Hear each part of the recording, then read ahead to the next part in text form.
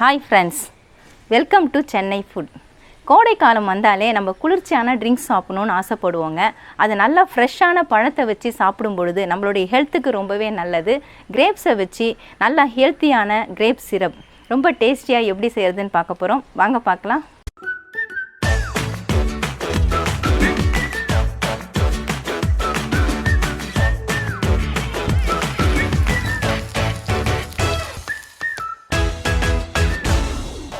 Grape syrup பண்ணுறதுக்காக நான் பன்னீர் திராட்சை தாங்க எடுத்திருக்கேன். இந்த பன்னீர் திராட்சை கிட்டத்தட்ட நான் 1/2 கிலோ அளவுக்கு எடுத்திருக்கேன். இதை நான் அப்படியே உதுத்து எடுத்து வச்சுருக்கிறேன். தனித்தனியாக இருக்கிற மாதிரி காம்புகள்லாம் இல்லாமல் உதுத்து எடுத்துக்கோங்க. இந்த பன்னீர் திராட்சையை நம்ம அலசி எடுக்கணும். இதில் நான் தண்ணி சேர்த்து விட்டுக்கிறேன். தண்ணி சேர்த்ததுக்கப்புறமா 1/2 டீஸ்பூன் அளவுக்கு சால்ட்டு சேர்த்து விட்டுக்கோங்க.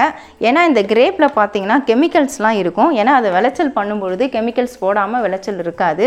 அதனால் அது எல்லாமே நீக்கிறதுக்காக தான் நம்ம சால்ட்டு தண்ணியில் போட்டு கலந்துட்டு கழுவி எடுக்கிறோம். இந்த மாதிரி செய்கிறதுனால அந்த மேலே இருக்கக்கூடிய அந்த ஸ்கின்னில் இருக்கக்கூடிய கெமிக்கல்ஸ் எல்லாமே வெளியேறிடும். இது மாதிரி பெரட்டி விட்டுடுங்க. விட்டுட்டு ஒரு 5 நிமிஷம் ஊற விட்டுடுங்க. அதுக்கப்புறமா நம்ம இதிலேருந்து அலசி எடுத்துக்கலாம். திராட்சையை நான் 5 நிமிஷமாக சால்ட் வாட்டரில் ஊற விட்டுட்டேங்க. மறுபடியும் இந்த மாதிரி ஒரு பெரட்டி விட்டு அலசிக்கோங்க. அலசினதுக்கப்புறமா நான் இந்த மாதிரி வடிகட்டி கரண்டி ஒரு பாத்திரத்தில் போட்டு வச்சுருக்கேன். அதில் நம்ம அள்ளி போட்டுக்கலாம். கிரேப்பை நான் அலசிட்டு இந்த மாதிரி ஸ்ட்ரைனரில் போட்டு வச்சுட்டேங்க. தண்ணி எல்லாமே நல்லா வடிஞ்சிருச்சு. இப்போ நம்ம எந்த பேனை யூஸ் பண்ண போகிறோமோ அந்த பேனுக்கு மாற்றி விட்டுக்கலாம். மாற்றி விட்டதுக்கப்புறமா இது கூட நம்ம வேக விட போகிறோம். இந்த கிரேப்ஸை வேக விடுறதுக்காக நான் 300 ml அளவுக்கு தண்ணி எடுத்து வச்சுருக்கேன். அதை இதில் சேர்த்துக்கலாம். நீங்கள் குடிக்கிறதுக்கு பயன்படுத்தக்கூடிய தண்ணியே சேர்த்துக்கோங்க. இப்போ இந்த பாத்திரத்தை நம்ம ஸ்டவ்வில் வச்சுக்கலாம். திராட்சையும் தண்ணியும் சேர்த்து அந்த பேனை நான் ஸ்டவ்வில் வச்சுட்டேங்க. நல்லா கொதிக்க ஆரம்பிக்கணும். நீங்கள் ஹை ஃப்ளேம்லேயே வச்சுக்கலாம். ஸ்டார்டிங்கில் இந்த மாதிரி கொஞ்சம் கலந்து விட்டுட்டே இருந்தீங்கன்னா சீக்கிரமாகவே வெந்துடும். அப்பப்போ கொஞ்சம் இந்த மாதிரி கலந்து விட்டுட்டே இருங்க. தண்ணி நல்லா கொதிக்கிறதுக்கு ஸ்டார்ட் ஆகணும். இப்போ பாருங்கள், நல்லாவே கொதிக்க ஆரம்பிச்சிருச்சு. அப்படியே பொங்கி வரா மாதிரி ஆகும். அந்த மாதிரி சமயத்தில் நீங்கள் ஸ்டவ்வோட தீயை குறைச்சிக்கோங்க. இப்போ நம்ம லோ ஃப்ளேமில் வச்சிடலாம். இந்த திராட்சையில் இருக்கக்கூடிய நிறம்லாம் பாருங்கள், அப்படியே கொஞ்சம் தண்ணியில் வர ஆரம்பிச்சிடும். திராட்சைகள்லாம் அப்படியே கொஞ்சம் நிறம் மாறி வரும். நல்லா வெடித்து வந்துட்டுருக்குது. இந்த மாதிரி நல்லா வேகணும். நம்ம வச்சு ஏற்கனவே ஒரு 5 நிமிஷம் ஆயிடுச்சு. அதனால் இன்னும் ஒரு 5 நிமிஷம் நம்ம மூடி போட்டு விட்டாலே போதும். இந்த திராட்சை எல்லாமே நல்லா வெந்துடும். லோ ஃப்ளேமில் வச்சுட்டு மூடி போட்டு விட்டுக்கோங்க. கிரேப்பு மூடி போட்டு 5 நிமிஷம் ஆயிடுச்சுங்க. நான் மூடி ஓப்பன் பண்ணிடுறேன்.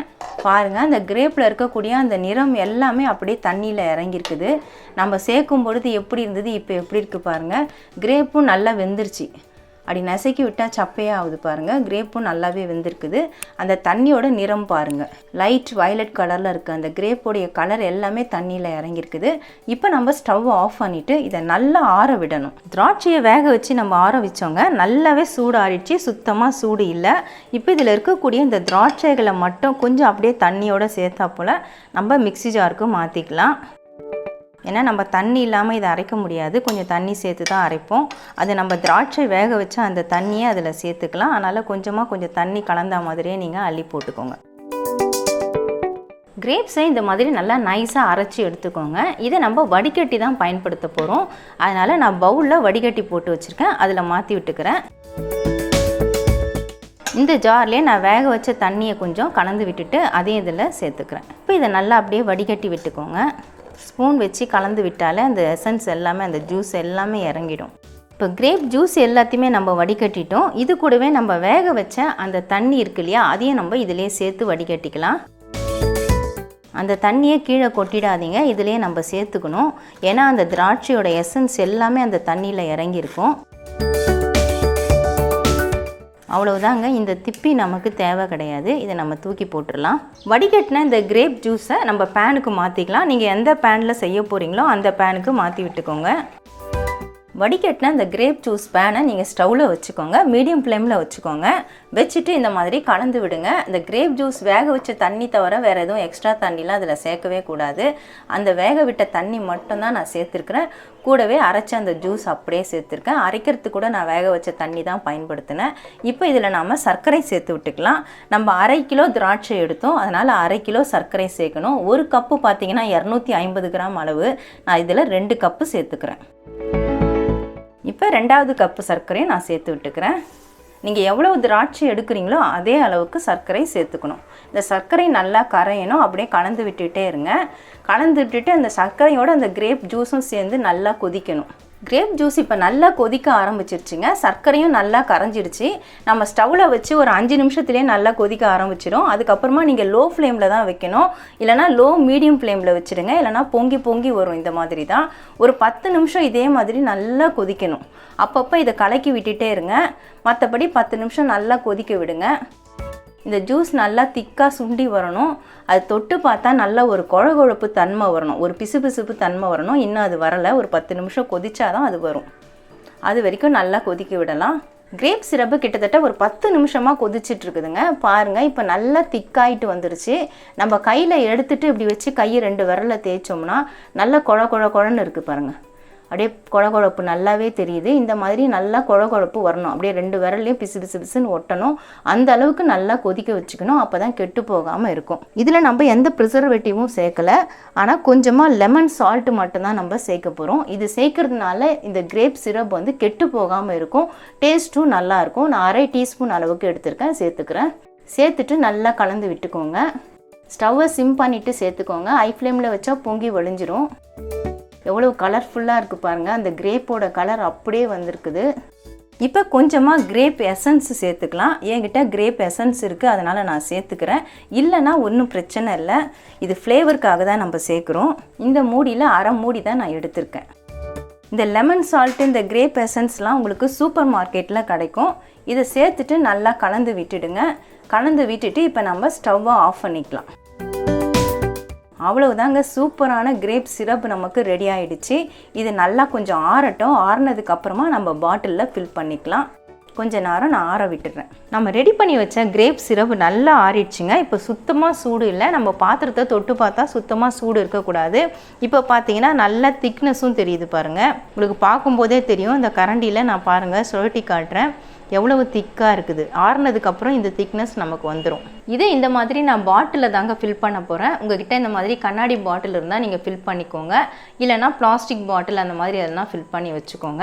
ஏன்னா ஃப்ரிட்ஜில் ஸ்டோர் பண்ணுறதுக்கு நமக்கு இந்த மாதிரி பாட்டில் யூஸ் பண்ணுறது ரொம்பவே நல்லது.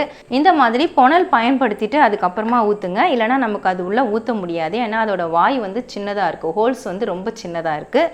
அதனால் இப்போ கொஞ்சம் கொஞ்சமாக அள்ளி நம்ம இதில் ஊற்றிக்கலாம். இந்த பாட்டில் எனக்கு ஃபில் ஆகிடுச்சுங்க. மீதியை வந்து நான் வேற ஒரு பாட்டிலில் தான் ஊற்றிக்க போகிறேன். இதை மூடி போட்டு விட்டுடலாம். பாருங்கள், இவ்வளோ பெரிய பாட்டில் எடுத்திருக்கேன். இது ஃபுல்லாகவே எனக்கு கிரேப் சிரப் வந்துருச்சு. அது இல்லாத மிச்சம் வந்து கிட்டத்தட்ட ஒரு 100 ml 150 ml வரைக்கும் இருக்குது. நம்ம 1/2 கிலோ கிரேப் வச்சு தான் நம்ம சிரப் ரெடி பண்ணோம். ஆனால் இவ்வளவு சிரப் நமக்கு கிடச்சிருக்குது.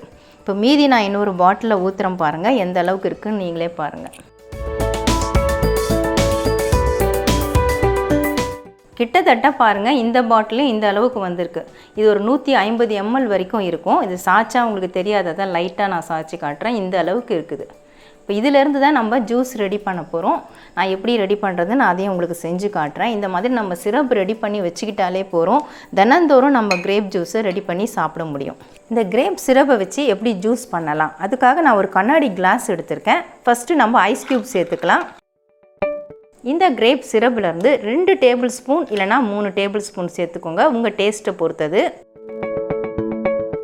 நான் 3 டேபிள் ஸ்பூன் சேர்க்குறேன், ஏன்னா பெரிய கிளாஸ் எடுத்துருக்கிறதுனால. இதில் நம்ம சர்க்கரை எதுவுமே சேர்க்க வேண்டாம், எல்லாமே நம்ம சிரப்லேயே சேர்த்துட்டோம். அடுத்ததாக இதில் கொஞ்சம் தண்ணி சேர்த்துக்கலாம். சேர்த்துட்டு லைட்டாக கொஞ்சம் மிக்ஸ் பண்ணி விட்டுக்கோங்க. அந்த சிரப் அடியில் தங்கியிருக்கு. மிக்ஸ் பண்ணதுக்கப்புறமா நான் டேஸ்ட்டுக்காக 1/2 டீஸ்பூன் அளவுக்கு லெமன் ஜூஸ் எடுத்து வச்சுருக்கேன். இது ஆப்ஷனல் தான், உங்களுக்கு வேணும்னா நீங்கள் சேர்த்துக்கலாம், இல்லைனா இதை நீங்கள் ஸ்கிப் பண்ணிக்கலாம். அடுத்ததாக 4-5 புதினா இலைகள், இதுவும் ஆப்ஷனல் தான். இன்னும் கொஞ்சம் ஐஸ் க்யூப் நம்ம சேர்த்து விட்டுக்கலாம். சேர்த்துட்டு லைட்டாக ஒரு மிக்சிங் கொடுத்துருங்க. ஏன்னா நம்ம லெமன் ஜூஸ் சேர்த்துட்டு மிக்ஸ் பண்ணவே இல்லை, அதுக்காக தான். அவ்வளவுதாங்க, சூப்பரான டேஸ்ட்டில் நமக்கு கிரேப் ஜூஸ் ரெடி ஆயிடுச்சு. இந்த கிரேப் சிரப்பை வச்சு நம்ம தினந்தோறும் கூட இந்த மாதிரி ஜூஸை மிக்ஸ் பண்ணி சாப்பிட முடியும். நம்ம டெய்லி ஜூஸ் நம்ம ரெடி பண்ணுறதா இருந்தால் அந்த கிரேப்ஸை சுத்தம் பண்ணி அதை அரைச்சி வடிகட்டி நம்ம ரெடி பண்ண வேண்டியிருக்கும். அது நமக்கு தினந்தோறும் செய்கிறதுக்கு நேரம் இருக்காது. அதனால் உங்களுக்கு நேரம் இருக்கும் பொழுது இந்த மாதிரி கிரேப்ஸை வச்சு நீங்கள் சிரப் ரெடி பண்ணி ஸ்டோர் பண்ணி வச்சுக்கோங்க. ஃப்ரிட்ஜில் வச்சிங்கன்னா 3 மாதம் வரைக்கும் கெட்டு போகாது.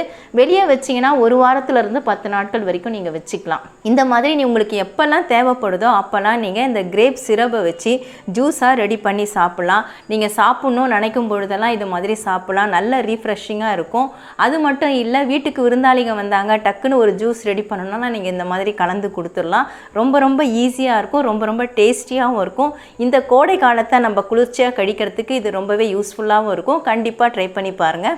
கிரேப் சிரப் எப்படி செய்கிறதுன்னு வீடியோவில் பார்த்துருப்பீங்க. இந்த மாதிரி நீங்கள் ரெடி பண்ணி வச்சுட்டா கிரேப் ஜூஸ் சாப்பிட்ணுன்னு நினைக்கும் பொழுதெல்லாம் சட்டுன்னு நம்ம தண்ணியில் கலந்து குடிச்சிடலாங்க. ஐஸ் வாட்டர் இருந்தாலே போதும். சட்டுன்னு ஒரு ஃபியூ செகண்ட்ஸில் நம்ம ஜூஸை ரெடி பண்ணி குடிச்சிடலாம். வீட்டில் வர விருந்தாளிகளுக்கும் கலந்து கொடுக்கலாம். ரொம்ப டேஸ்டியாக இருக்கும். கண்டிப்பாக நீங்கள் ட்ரை பண்ணி பாருங்கள். உங்களுக்கு இந்த வீடியோ பிடிச்சிருந்தா லைக் பண்ணுங்கள், ஷேர் பண்ணுங்கள், சப்ஸ்கிரைப் பண்ணுங்கள். பக்கத்தில் இருக்க பெல் ஐக்கானை கிளிக் பண்ணிக்கோங்க. அதில் ஆல்னு ஒரு ஆப்ஷன் காட்டும், அதையும் கிளிக் பண்ணிக்கோங்க. நன்றி, வணக்கம்.